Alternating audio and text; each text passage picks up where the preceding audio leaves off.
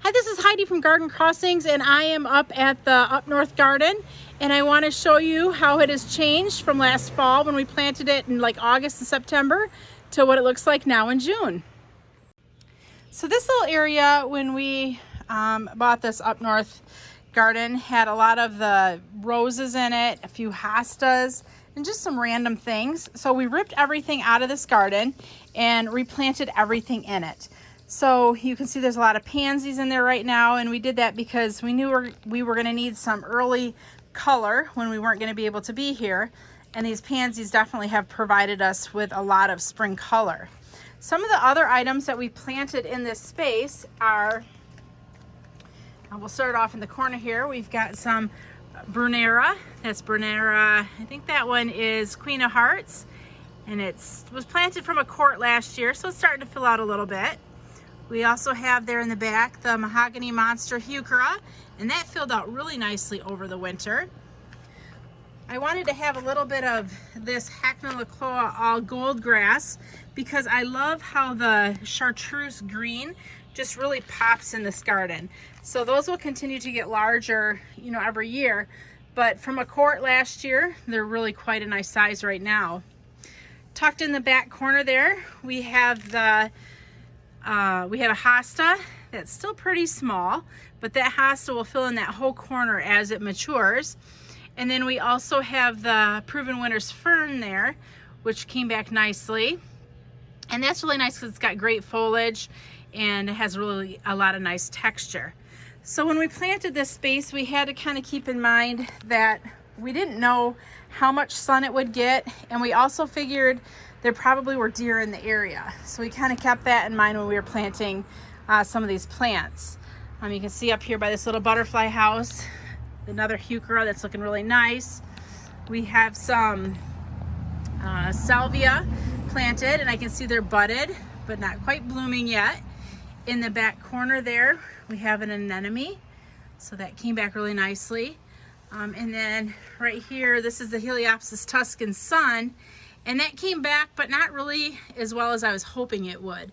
So one thing I'm finding with what we've planted is we certainly don't have as much sun as what we thought we might have had, because a lot of these plants are a lot thinner here or not as full as what we would normally see at home in our more sunnier location.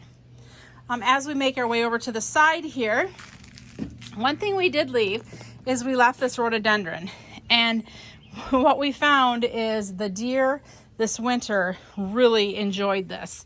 So there's only a couple blooms on it. When we had left in the fall, it was loaded with buds, and we were like really anticipating this to be a really nice, you know, spring color piece here, but the deer just totally ate it, and it's really quite an ugly looking plant now. So what we'll probably do is trim it back, let it reflush out, and learn from our neighbors who put like fencing around the rhododendrons, that they probably know what they're doing because they've been here far longer than we have. So we're gonna have to do something different this winter so that the deer can't get at this plant. In this area, you can see we did a lot of pansies again. And then we also we kind of repeated a lot of the same plants to this side like we had on the other.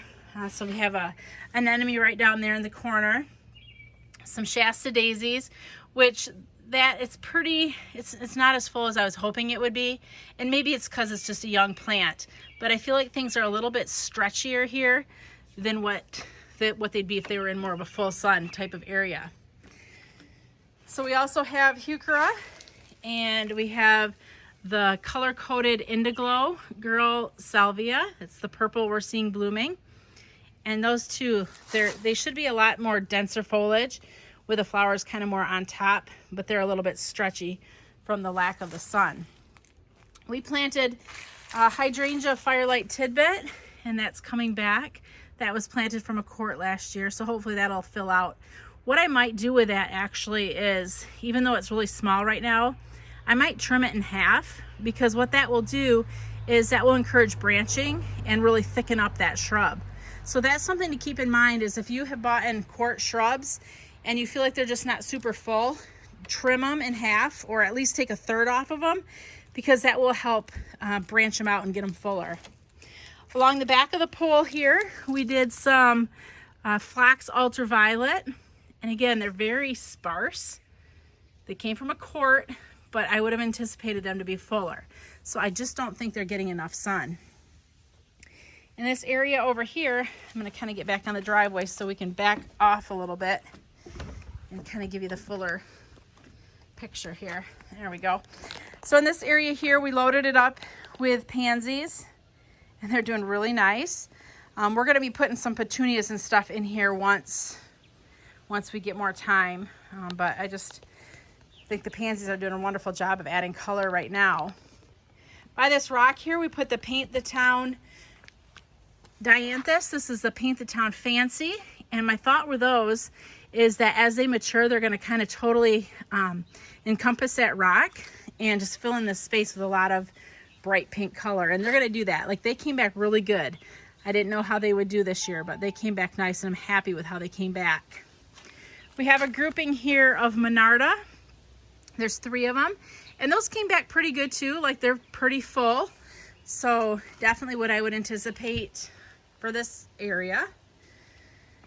Let's see what else we have. Another grouping here of Monarda, and along the back, this is another of the hydrangea tidbit.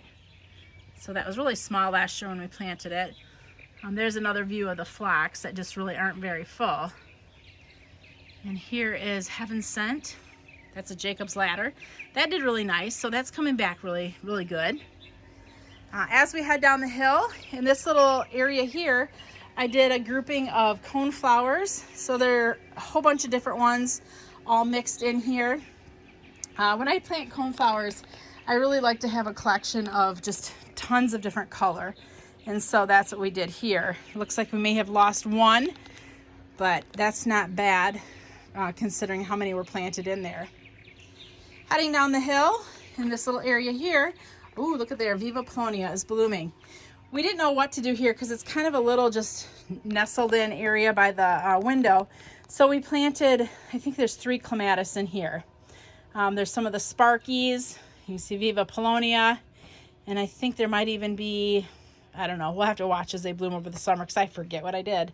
But that Viva Polonia is really pretty. This is one of my favorite of the Proven Winter clematises. I love that bright magenta with that white star look. And those are growing up that chicken wire pretty nice. Heading down the hill, we have this little section here. And too, if you want to refer back to the videos from last summer when we were planting these, you can see what it looked like when we planted compared to now. In this little area here, we did some more of the Heliopsis Tuscan Sun. And even in this spot here, where it gets a little more sun, they're pretty sparse. That's what they're looking like. We have Allium Serendipity. Those came back really nice. The Heuchera came back really good. And then this is the Russian Sage, and that's a little bit small. But we'll see, maybe it'll fill out a little bit as the summer goes on.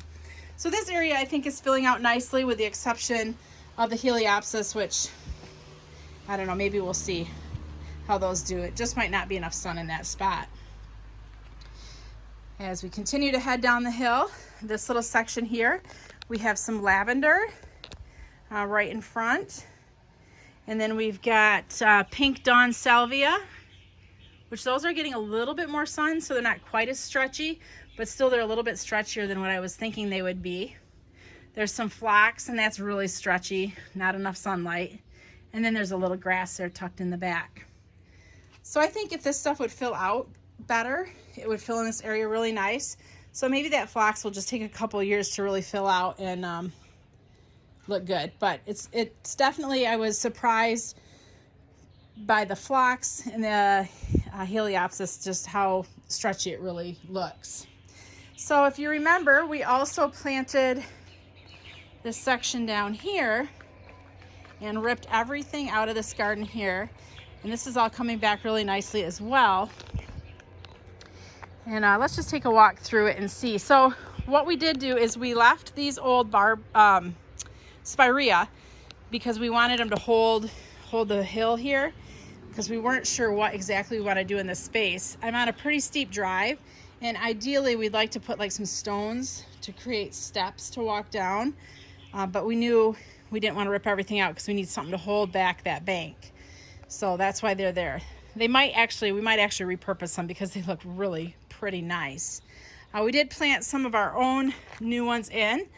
I think we did double play doozy, and that's this one here with that little bit of red on it. We've got some of the Heuchera mahogany monster. We planted a couple grasses just to have some fall interest. And then there's a whole bunch of things in here. So along the wall, we did the mini mauvette hydrangeas along with some bobo hydrangeas. Oh, there's a whole bunch of ants. We just planted a couple of the brand new sunflowers from Proven Winners. But pretty much this whole bank along the wall here is bobo and mini mauvette. So a pink and white combination. Over in the corner here, we did the spirea double play doozy, and then a couple Heuchera just to add a little color. And then between those Heuchera, we did a Rosa Sharon because they tend to be pretty deer resistant as well. And we wanted to add something with a little bit of height in this area. As we come back, we kind of repeated with the grass. And then along the front, we planted some creeping phlox. That way we'd have spring color. And then we also in this area clustered a bunch of coneflowers and Monarda along with tall phlox. So that's kind of what we're seeing. The tall phlox did a little bit better in this area, but even here it's a little bit spindly. So we'll see. The coneflowers came back really nicely though. I mean, those are nice clumps. Yes, we did some butterfly bush as well. Let me turn around. There's a butterfly bush. That came back for Michigan. That's really pretty good. And then Monarda. Some more of the Heuchera. And then we also planted the brand new for 2022 Vista petunias. This is Jazzberry, so I'm excited to watch how this fills out. I really am loving that color too. Just a beautiful purple. Some more of the Pugster butterfly bushes. More coneflowers and Monarda. So this area, I'm hoping this summer, this will give us really a lot of color because the things are coming back pretty good in this little garden. Better than what I was anticipating and or even expecting. So this will be fun to watch as the summer goes on, as it colors up and just gives us a whole lot of beautiful flowers to enjoy. And one thing I'm noticing too up here in this up north garden is there are a lot of swallowtails. So I don't know if it's the trees in the area that are that they're enjoying. There's a lot of sassafras, so maybe that's what they're really attracted to, and poplar, oaks, maples. But it's really been fun to kind of watch the butterflies.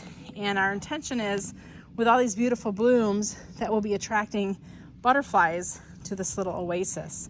So we'll continue to update you on this garden as the summer goes on, showing you as new things come into bloom. But we're excited to just see how it went over the winter. And I think that things are really coming back beautifully. This is Heidi from Garden Crossings.